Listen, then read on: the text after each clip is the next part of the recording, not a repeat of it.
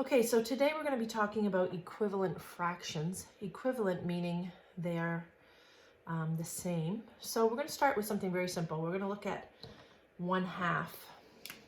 When we say 1/2, we mean 1 out of 2 pieces. And so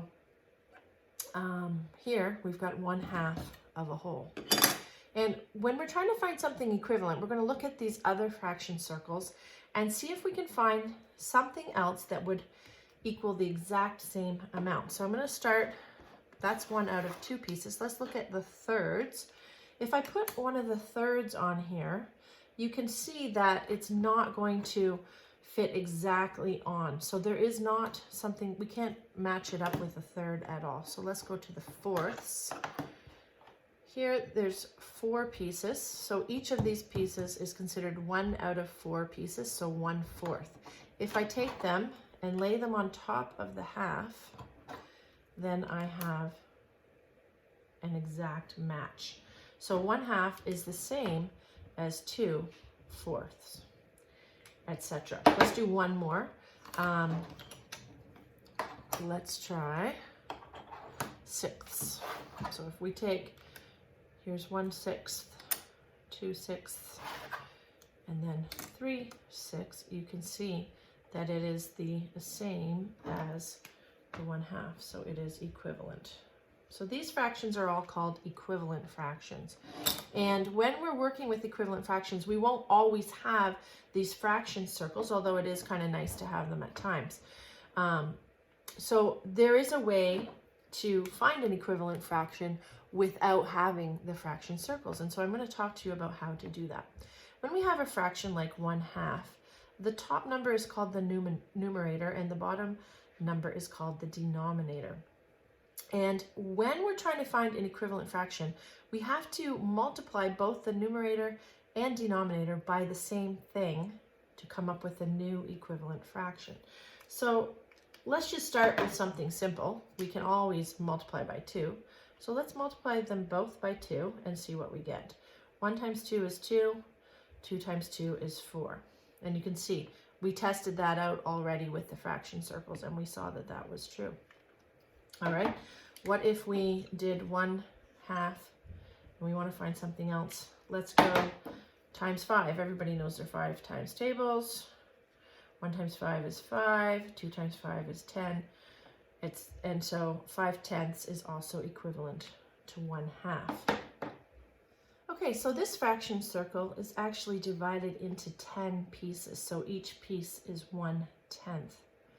And we're going to look at finding an equivalent fraction that has a lesser numerator and denominator. What do I mean by that? Well, let's say we had 4/10, these ones, 4/10, and instead of multiplying to find an equivalent fraction, I want to divide to find an equivalent fraction. So let's just start off by looking at our fraction circles and seeing what do we think would equal the same amount as 4/10. We can look at the fifths over here because 5 and 10 work well together. So if we put a 5th on top and a 5th on top here, you can see that 2/5 is the same as 4/10. Now let's analyze that a little bit. What did we do to get from 4 to 2 and 10 to 5? We have to do the same thing to the numerator and the denominator, and since it's getting smaller, we obviously divided. So what did we divide by? Well, we divided by 2. And so we came up with an equivalent fraction. Let's do a few without using the fraction circles and see what we can come up with. So let's look at the fraction 5/12. Okay, so now we're going to find some equivalent fractions without using our fraction circles. We're just going to use our times tables and how we know how to multiply. So let's look at it. Let's multiply them both by 2, numerator and denominator. And what do we end up with? 5 times 2 is 10. 12 times 2 is 24. So we can tell that 5/12 is equivalent to 10/24. Okay, let's try something else. Let's multiply them both times 5, just because everybody seems to know their 5 times tables. 5 times 5 is 25, and 12 times 5 is 60. So we know that 5/12 is equivalent to 25 over 60. And then finally, another easy one we can do to find an equivalent fraction is multiply it by 10. Everybody knows how to multiply it by 10. So 5 times 10 is 50, and 12 times 10 is 120. So again, these are three different equivalent fractions for 5/12. And in your textbook, you will have to find three different equivalent fractions, and that's one way of doing it. Okay, now we're going to talk about how to find an equivalent fraction with the lesser numerator and denominator. What do I mean by lesser? Well, I mean, I'm not going to multiply these by something. I'm going to divide and make this smaller so that the numerator and denominator will be smaller. So the first thing you have to do is decide, what are these two numbers both divisible by? Now, we've learned our divisibility rules earlier this year, so hopefully you remember those. There's an obvious thing that they are both divisible by, and that is 2. But I want you to think for a minute and see if you can come up with something else that they are both divisible by. So I'm just going to pause for a second, and I want you to think about that.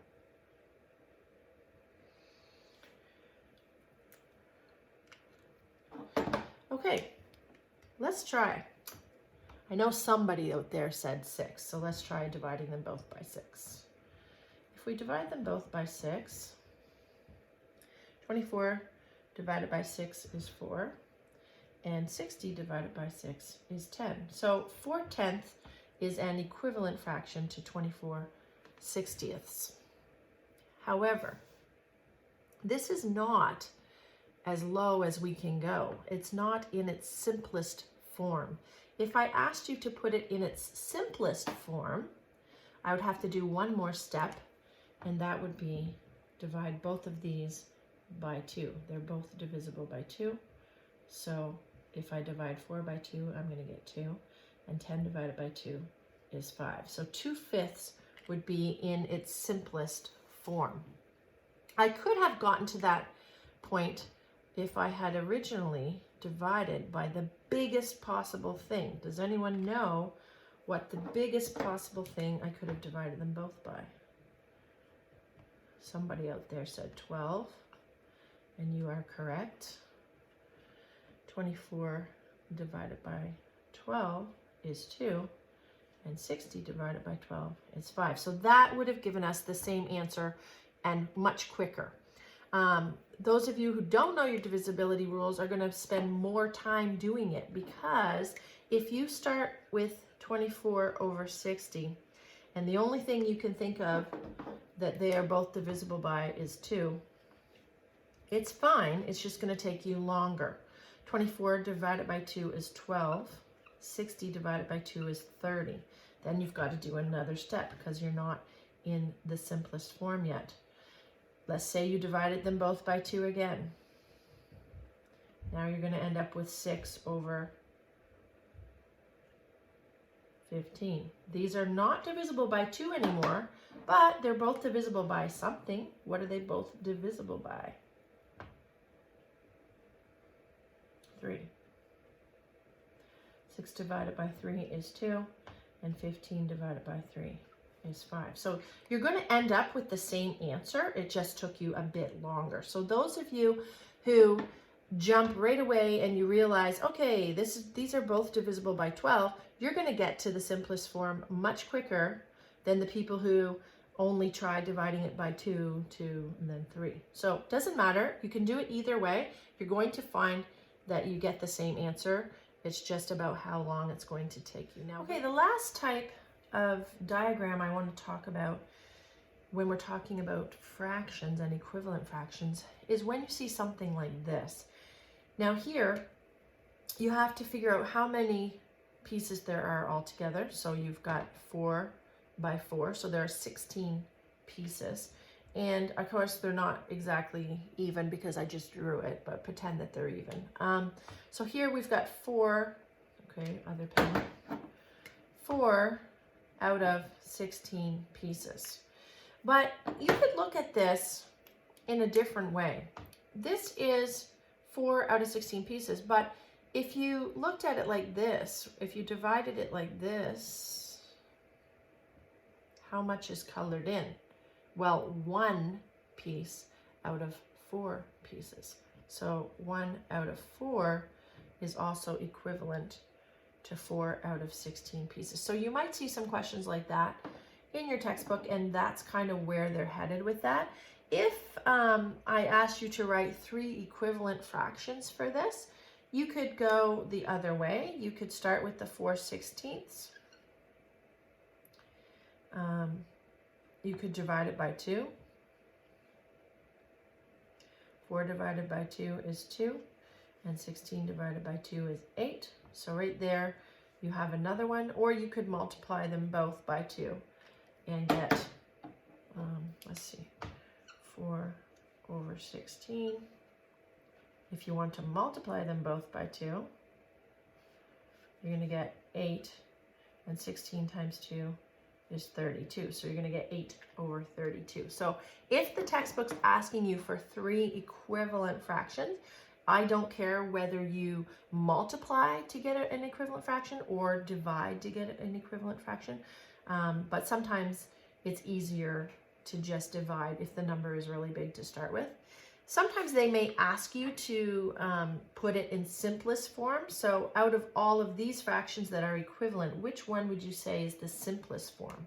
You've got 4/16, 1/4, 2/8, and 8/32. Which one is the simplest? Well, the simplest, again, is the one that cannot be divided any further. And so in this case, the simplest form would be 1/4. So if you're wondering what that means, that's what it's talking about. Okay, I'm going to stop now. If you need more help, you can keep watching. Otherwise, you can go ahead and get started on page 289 and 290, which the PDFs are on the Google Classroom, so you can just look at them on there and do your work on lined paper. Those of you who would like a little bit more help, I will continue this video and we'll do our back table kind of step-by-step help on each question. Okay, if you're still watching, I'm assuming that you completed questions 1 and 2 on page 289 because those ones were pretty self-explanatory and I don't really feel like you probably needed any more help with those. Let's look at question 3 on page 290. So on your book, you're going to put question 3A. So the instructions say, find equivalent fractions with a denominator of 15. So instead of just saying find equivalent fractions, they're being very specific in what they want. So A, you start out with 1/5. So you do need to write that down. And they want the denominator to be 15. So which one is the denominator, the top one or the bottom one? Of course, somebody had the right answer and they said the bottom one, and you are correct. So if the bottom one has to be 15, you have to figure out what did they do to get from 5 to 15? What did they multiply it by? And the answer to that is 3. Again, when you're finding equivalent fractions, you do need to do the same thing to the numerator and the denominator. So you're going to multiply them both times 3. And what are you going to get here? 3. So your answer would be 3/15. For B, the question starts with 2/3. And again, it has to have 15 in the denominator. So let's think this one through. What did you need to do to get from 3 to 15? 3 times 5. So you're going to do the same thing to the top. 2 times 5 is 10, and your answer is 10/15. Now, for question C, it's a little bit different. Let's look at question C. You start out with 12/30, and the question says the denominator has to be 15. So if you notice, it's a 30 and it's going to 15. So obviously, we're not going to be multiplying. We're going to need to divide. So what did you have to divide 30 by to get 15? 2. So again, doing the same thing to the numerator. 12 divided by 2, anyone? 6. That is correct. Okay. Question D. is 8 over 60. Again, if the denominator has to be 15, you're not going to be multiplying anything to get 15. You're going to need to divide. So what did you need to divide by? 60 divided by what is 15? Now, some of you may have no clue what that would be, so you have to figure it out. Can you count by 15? 15, 30, 45, 60. How many steps was that? It was 4 steps. So we divided by 4. We're going to do the same thing to the numerator. 8 divided by 4 is 2. So there is your answer to D. Question 4 says, write 3 equivalent fractions for each fraction. Now, it doesn't say that the numerator or denominator have to be a certain number. It doesn't say that you have to multiply to find an equivalent fraction. It doesn't say that you need to divide to find an equivalent fraction. It just says find 3 equivalent fractions. So this is not going to be too hard. Let's start with A, 4A. So the first one is 1/2, which is very, very simple. 3 equivalent fractions, you can multiply it by literally anything. Multiply it by 2, you're going to get 2/4. You go back to the original and multiply it by 3, you're going to get 3/6. Or you can just go from here and just multiply this by 2. 3 times 2 is 6, and 6 times 2 is 12. That's pretty basic. Let's go to B. Is also very simple. B is 5/6. So I suggest just multiply it by 2, multiply it by 3, multiply it by 4. It doesn't matter what you're multiplying by, but I'm sure you can come up with 3 equivalent fractions. But C is a little different because it's starting out bigger. So when it starts out like this, we don't necessarily want to be going bigger. We don't want to multiply it by 2, by 4, by 5, because the number's going to get huge. Is there anything we can do to divide it? Is there something that these are both divisible by? Well, obviously they're both divisible by 2. They both end in 0, so they're both divisible by 2. So we could do it that way. 20 divided by 2 is 10. And 50 divided by 2 is 25. We could do that. Another way we could do it, 20 over 50, they're both divisible by 10, right? Because they end in 0. So 20 divided by 10 is 2, and 50 divided by 10 is 5. So that's another way. And finally, you need to have 3 ways. If you know your divisibility rules, something that ends with 0, we know it's divisible by 10, we know it's divisible by 2, but it's also divisible by 5. You might need to get out your math journal and check your divisibility rules, and I can actually post that list of divisibility rules on the Google Classroom. 20 divided by 5 is 4. 50 divided by 5 is 10. So there you have your 3 equivalent fractions, 10 over 25, 2/5, and 4/10. Just for curiosity's sake, which one of those do you think is in simplest terms or simplest form? Well, it's the one that can't be divided down any smaller, and that's going to be this one. 2/5 would be the simplest form.